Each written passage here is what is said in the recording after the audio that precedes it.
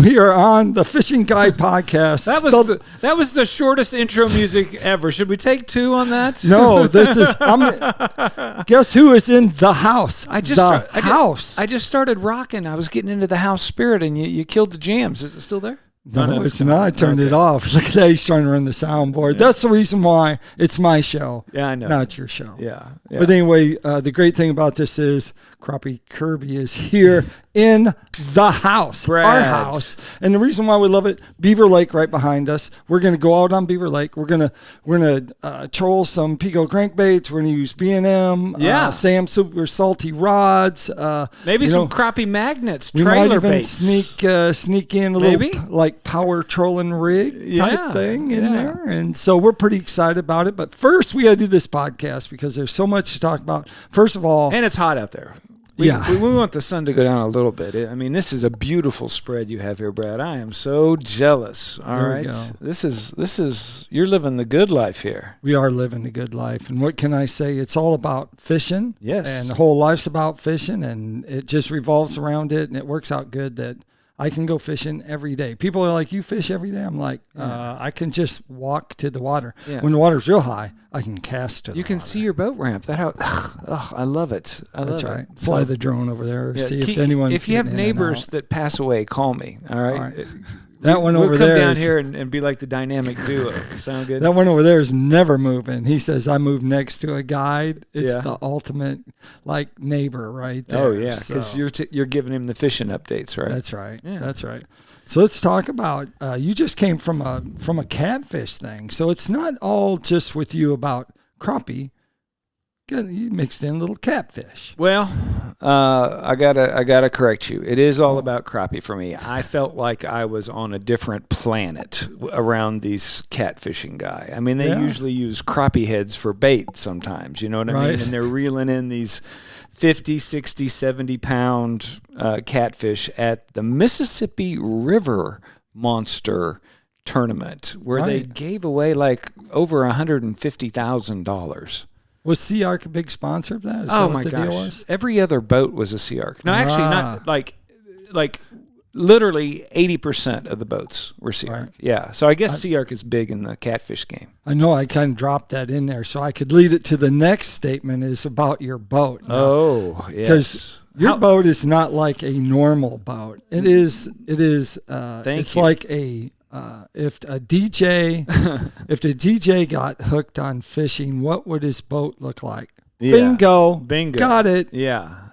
Tell him a little bit about that beast. Well, how long is your show? Because I could go on and on and on. Give it to us in a nutshell. In a nutshell, I'm also, not only am I on the Sea Ark Pro staff, but I've got other great sponsors. Big thanks to B&M and Crappie Magnet. They're the ones that actually kind of pushed me into this fishing notoriety, which I'm still amazed by. The cool things that I get to do is just absolutely so humbling because they're literally dream jobs. Like coming here, getting to hang out with you. I mean, that's an honor. At the Mississippi River Monster, I got to meet Bill Dance, and I came down out of the hotel room and for breakfast, and I walked around the corner, and Bill Dance is sitting by himself, and I'm just like, go sit by him. I gotta go talk to him, and he actually showed an interest in me, and it was mutual because he's such an influential character, and everybody loves growing up with Bill Dance and watching him fall in the water. But it's just surreal. And then I live in Olathe, so I'm just a few miles from the Garmin plant. That's right. And I've DJ'd the Garmin holiday party for like 20 years. Wow. And so one time, instead of, asking for a fee of payment, they were just into the marine division. I'm like, hey, instead of paying me, I would love to have a unit, a sonar unit. And so that got a little trade out going. And then I started getting good reading the Garmins and catching more fish, obviously. And then about 2 years later, Garmin came out with the Panoptics, which was like the beta version of Livescope. And then I got really good at Livescope and started bragging bragging about how many fish I was catching. People were calling me a liar. So I'm like, well, I'll just start a YouTube show and they can see it because YouTube was popping. Was that before we went to that one lake out in the middle of nowhere that was gravel? Remember? And I had it was right I had about my the same camera time. like videoing us as you're going down the road, and I put the camera outside the window. That was a fun day. That was a crazy day. Yeah. I think was Mitch Glenn with us? I think who was with us? Somebody else Glenn was with us. I can't remember. Somebody else. If you remember who was with us, tell us who you were. Yeah. Somebody out there's like mad as a hornet. They're screaming at the screen. It was me, damn it. How could you forget me? Sorry, me. But anyway, it's just been a fun ride. Right. And then, with the YouTube channel came a little bit of notoriety. And then, it's weird how the branches of life just keep spreading. But back to your question, no, I'm not a catfish guy. Those things scare the hell out of me. They're so dang big. The guy that was wrangling the fish, getting them to the scales, he was blood from elbow to knees. Just these fish just brutally big, and it's just a whole different game. I like how you were talking about Bill Dance, and to talk about Bill Dance. Oh yeah, here we go. I have to bring Bill Dance is in our house like every day. Okay. So when we talk to Bill Dance, and how is this that? is how close we are to got? Bill. Bill in a box. Bill in a box. Bill in a box, and so. Well, what do we got? Oh. Hello, everybody. I'm Bill Dance. Oh my gosh. Bill Dance. Bill Dance in the house. There we go. There we have it. Most people don't know that, but I didn't know he had his own line of sunglasses by Cast King. Wow.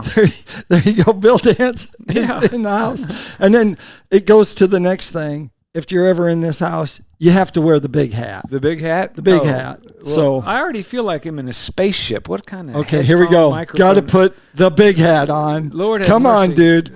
Put the big hat on. So I know you can't see this if you're not watching the YouTube channel. I have a Suzuki engine. They're going to be mad. Well, put it on backwards. Well, put it on sideways.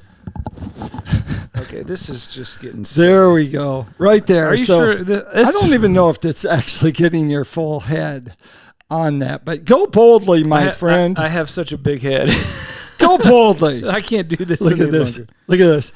Aren't we supposed to be talking fishing? Why is this I'll just leave that contest? on. You can take the hat off now. We're just getting jacked up. It hurts. There's all kinds of different props that we have here. The other day, someone talked about how good the fishing was. I said, hitting it out of the park. I grabbed a baseball bat.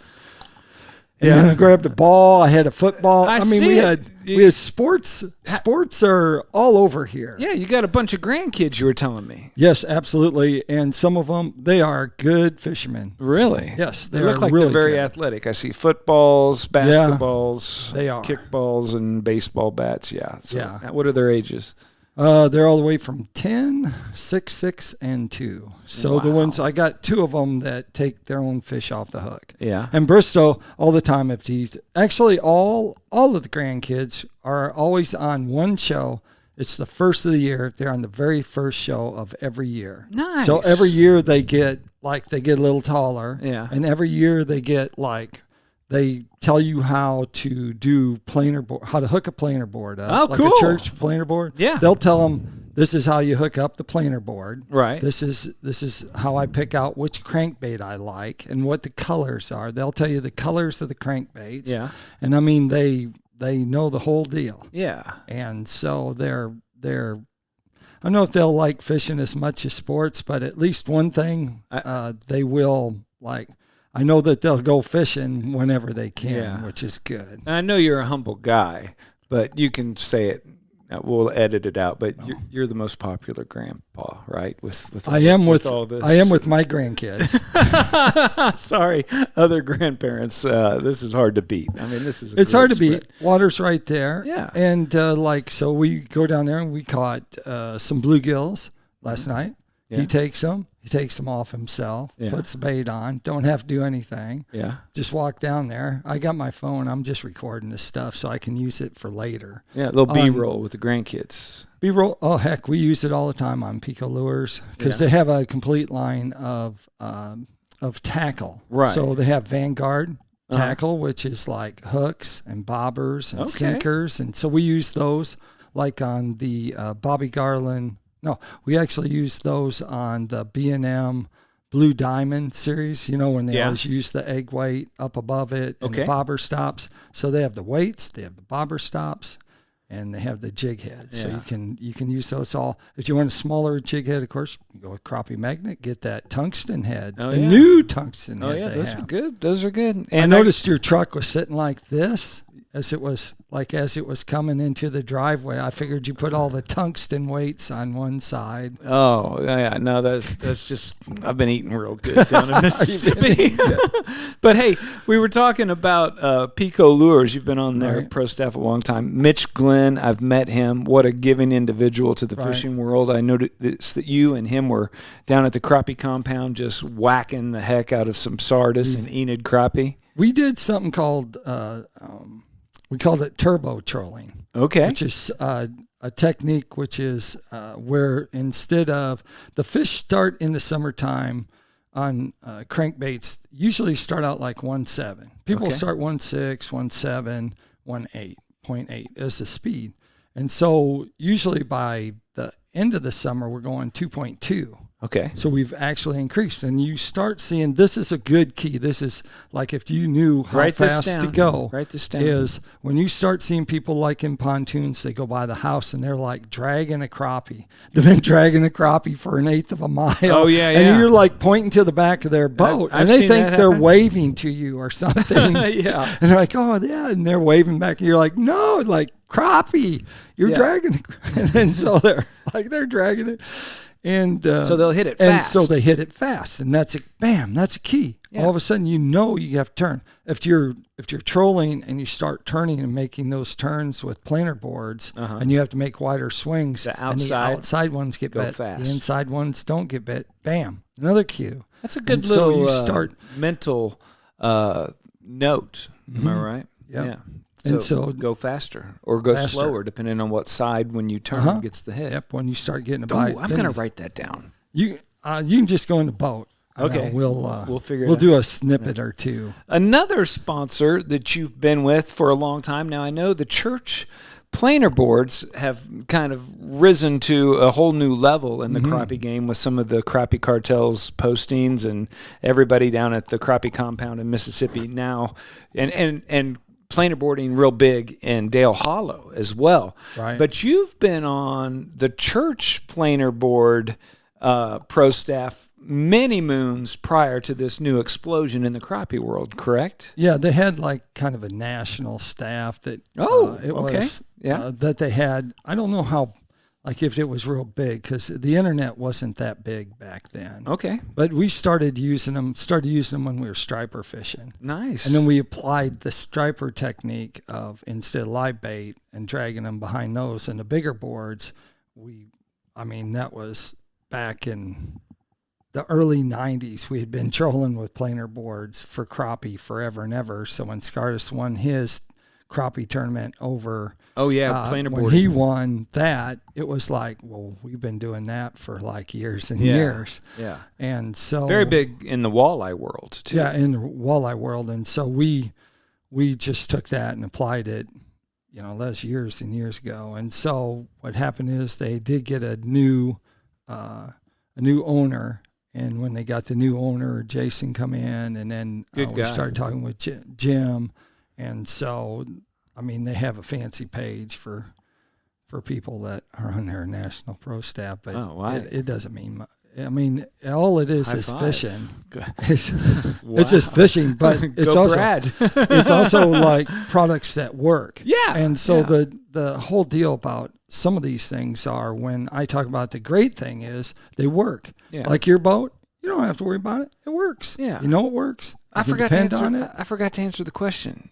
We just made a big circle. Yeah, so I came back to your boat. Yeah. So I got on the Garmin pro staff, and Garmin explodes in the marine industry over the last, 18, 20 years.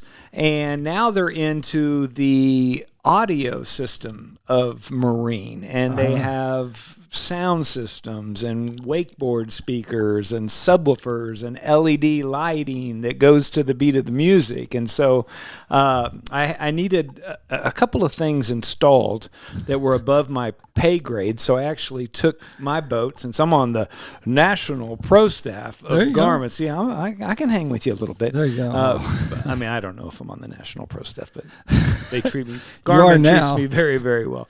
But anyway, I took my boat in for just like a couple things to be put on that I didn't, that had to be calibrated and linked and all the stuff that I have really no clue about. But I love learning. I love learning. That's the beauty of fishing, is you're never going to stop learning. It's an ever moving puzzle. Anyway, 3 days became 3 weeks. Wow. And every other day they're like, Kirby, we could do this. Kirby, we could do that. And Kirby, how soon do you need your boat? And I'm canceling guide trips. And I'm like, I'm so sorry. I can't get my boat back from Garmin. The engineers are going mad scientists on it. And so, yes, they took this Sea-Ark ProCat 240. And I can probably, I don't want to brag, but it might be the best rig AV fish catching machine in the nation. I think it is. And the next time we go down to Les's, because Les probably he's not going to listen to this show, but because he's been on so many, he probably just watches his own show, like on a repeat, like on a loop. Oh, there I am. Yeah, there I am. There I am. Yeah. Anyway, it's an honor to be on your show. We should pull in there, and we should just pull in and have someone like drive us into his driveway and make like a big loop, and then you should just hit it as hard as you can. Yeah. And we should have a good song. It's crazy because we should play Rattle the Bones. Rattle the Bones. Rattle the Bones by Shunned at a Funeral. Oh my gosh. That's what we should play. Rocker. You're a rocker. You know who that is? Yeah. Oh my gosh. Yeah, metal. Yeah, with a banjo. 78 or 82? What is that? No, that's this year. Oh, this brand year. New. Okay, brand new. Well, like maybe it's a year old. Okay. Damn. All right. They are heavy metal, and they even have a banjo sometimes in their song. Oh, fantastic! I like that. We may have to listen to that for a second. That'll be our. We should just sit there like when people like come up and stuff and go, is like the fish done? Bring our plates over to us. Yeah, like we're VIP. Yeah. Like we're Les Smith status. We could just have 2 of those big hats. We could get Suzuki hats. And man, this is going to be a long podcast, isn't it? We just keep going off on tangents this way and that way. They're learning a lot, though. All right. What would be the one thing you would teach them if you could teach them and give them a tip about crappie fishing? What would it be? Just one tip? Yes, only one. Only one tip, huh? Well, I wish I had that Jeopardy music. Dun, dun, dun, dun, dun, dun, dun. I mean, if I could give... I could give one tip. If I could give one tip... To catch more crappie, I got a tip. Okay, just the most simple crappie tip out there. Yep. And people are going to lose their mind on this tip. Okay. All right. Because, some people have probably caught 1,000 crappie using this bait, but don't use red. Okay. Don't use red jigs. All right. Yeah, because red is the first color that disappears in the water column. After 8 or 9 feet, the redness actually becomes invisible. Now, it's a good thing if you're using red hooks. Right. And some people think, the red hook is supposed to resemble blood. No, the red hook disappears. So when you're hooking those minnows through the lips, the deeper you go, the more natural the minnow looks. But on a jig, and I know you are screaming at the screen right now, that's my favorite color, and it works on this lake every day. Nobody uses nothing but red on this lake. But you're probably fishing shallow. All right. Yeah, I don't use red. Don't use red jigs. Anything else? Something with a high contrast. All right. Not red. Okay, now what's yours? Mine's so simple. Okay, let's hear it. When you're pulling crankbaits, use one of 8 different colors. So if you can have 8 different rods out, have 8 different colors. Once you target into what they're biting in, whether it be shad pattern, it's only going to be shad, or it's going to be bright colors like orange, pink, or pink. Yeah. You just focus in on that. use all those colors. That's a great tip. Yeah, the process of elimination. Yep. Yeah. If I had another tip, it would be use the lightest crappie jig possible. That way, a 1/64 ounce, you'll catch those black crappie, even if you're in a reservoir. It has, like Beaver Lake has a lot of white crappie. Yeah. You go over to boat docks, fishing stalls, 1/64, put it in there. Takes a long time. They look up at it. I got to one up you. I got to come up with another tip. My tip go would be don't call them jigs. Okay. Jigs. Whoever named a crappie jig a jig is an idiot. Do not jig for crappie. And I know that guy's screaming at the screen right now. I always jig for crappie. That's the only way I catch them is jigging for crappie. What are you talking about, Crappie Kirby? Don't jig for crappie. Okay? Don't do this. Call your baits. We need to have an industry meeting and say we're going to get rid of the word jig, and we're going to start calling them risers. Okay, risers or something like that. Every time, just think of if a cheeseburger came floating down, and you see it, and all of a sudden it goes out of somebody jigs that cheeseburger out. You know what I mean? It doesn't give the fish a chance to look at it. Right. It's just like, oh my, I almost got hit with the cheeseburger. You know what I mean? It spooks them. All right. Right. But imagine if a cheeseburger just floated from the heavens ever so slowly, and you're like, oh my gosh, it's a cheeseburger. What the heck is a cheeseburger doing right here in front of my face? And then it just slowly started to raise away, and you're like, well, I'm not even hungry, but I'm not going to waste a good cheeseburger. You grab it. So don't jig for crappie. Just raise it up ever so slow. Lower it the same way. All this jigging stuff. I see people on my lake just popping it like crazy. Don't do that. I feel bad. I think he's hungry. We need to go feed him in the kitchen. No. Judy makes some pretty awesome bread and cookies.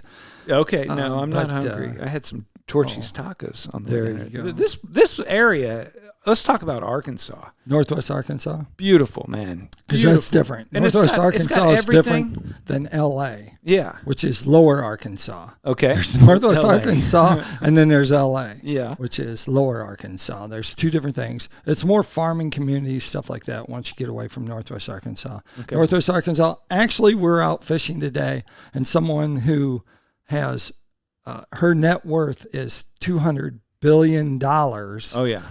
Walked down to her pontoon, backed up, and started trolling right near her boat dock. Oh, Alice wow. Walton. Oh, right wow. there. Yeah. And so she started. Walmart money.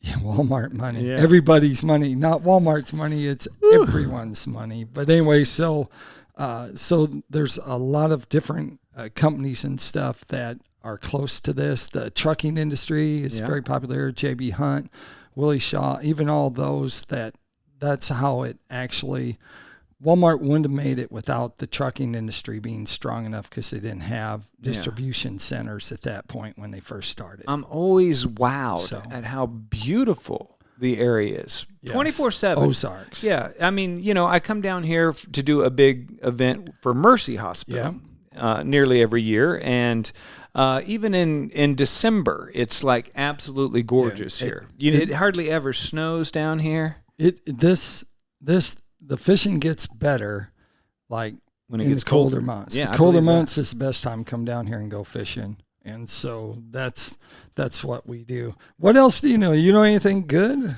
Well, like I said, I'm in a catfish haze. You're in a catfish haze.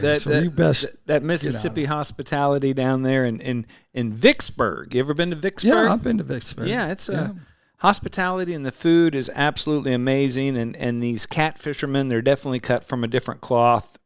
They have a naval museum down there. It's very popular. They got I believe the first Coca-Cola museum down there. It's pretty cool too. Yeah, there's lots of. We know all kinds of different places to go. Very famous for the Battle of Vicksburg. It's basically how the Civil War was won, and whoever controlled the Mississippi kind of controlled the whole ebb and flow of the nation. But yeah, man, the catfishing world is just. I called it the Vicksburg itch. Yeah, I got the Vicksburg itch. It's not that I like catfishing, but I want to try it. I want to give it a. I want to. Once you go back, once you go to catfishing, you'll be out. You'll be out of it. But I don't know. You won't come back to crappie fishing. I don't know if I could afford catfishing. It's an expensive hobby. These guys take getting the bait very serious. Getting the bait is the deal. Yeah. Once again, it's always getting the bait and having the right bait. In this case, they use a lot of live bait or dead or processed bait. So. But that's a big deal.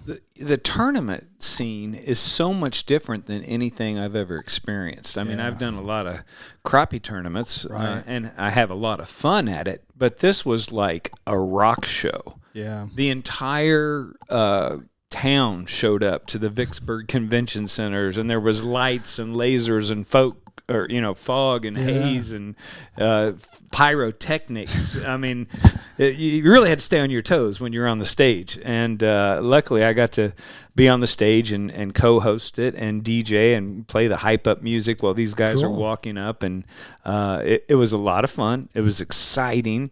I have to hand it to these catfishermen. They really know how to hype up a crowd because, I think there was like over 70 boats in this tournament, and every boat, when they came in, threw stuff out into the audience. And at the end of the first day, kids literally came with Walmart, shopping bags, and it was just full of everything: corks, line, hook. One boat gave out 50 poles. Wow. The first day, and those poles are like $100 a pop. Wow. And then they made it to day 2, and they got 50 more poles and gave them out to the kids in the audience. Wow. And this George Young, who put on this Mississippi River monster show, I don't know him that well. I fished with him once on Fish Eat Live, and they're kind of secretive about their spots. You know what I mean? Yes. So he kind of drove me around in circles for an hour. Get you lost, right? And I had no idea where we were. We got on the lake, and we started at 6. Right. We got on the lake at 8. Right. And I start setting up the cameras, and he's like, "Oh, don't set that stuff up. We got a long run." And we drove for 2 hours. Wow. On the Mississippi River, and then we dropped down and we catch 70-pound fish, and it's like, oh my gosh. But he does have a staff that knows. It's like a very well oiled machine that knows how to come into a community, give back to that community, get people excited about catfishing, and throw a great tournament. And I mean, the money, nothing like in the crappie world. They're 10th place took home $3,000. Wow. Yeah, and first place was over $50,000. All right, that takes us to Tackle Time. Tackle Time sponsored by PICO Lures. Of course, PICO Lures has a complete line of hard and soft baits, but they also have those famous crankbaits that everyone's fishing with. Of course, all you have to do is check out Les Smith and what his posts are, and you know what he's using. He's using he's been using a lot of beach balls, but he's using some other colors now. Killer Bee. Bubble gum. He likes that one. Isn't that a good color? That's Pink Glimmer. Yeah. Yep. So that's good. So you can check them out at picolures.com. You can also check out B&M Pole. B&M Poles, of course, has a complete line of rods for catfishing or crappie fishing or trout fishing or any kind of fishing that you're doing. They probably have a pole that you can catch them on. Man, I tell you what, the Sam Super Salt is a very good utility rod for offshore fishing, for walleye fishing. Yep. Any good quality rod can be used for any type of fishing scenario. That's right. But the neat thing about B&M Fishing is they listen to their pro staff. They design things for a particular style so that it fits the mold perfectly for how these pros are trying to catch them. And that just gives you that extra edge. So go to bnmfishing.com. All right, just like in radio, we're going to give you a real quick. Tell them if they want to find out more about you. Where would they go? Johnson County Detention Center. They have a big file on me there, but I'm trying to get that stuff, wiped off. Okay. I'm spending a lot of money on the lawyer, but you can follow me on social media. I host a great YouTube show called Fish Eat Live, where we fish with the crappie pros. We find out about their lifestyle. We get their recipes, obviously, right. And then crappiekirby.com or djkirby.com. There you go. There you have it. Like I always like to end the show, make sure you keep your hook sharp and your lures in the water. I just got here. It's over? It's over. It's over. What did It's I like do? toast. Can we do it again? Did I make you mad? I am so sorry if I crossed the line.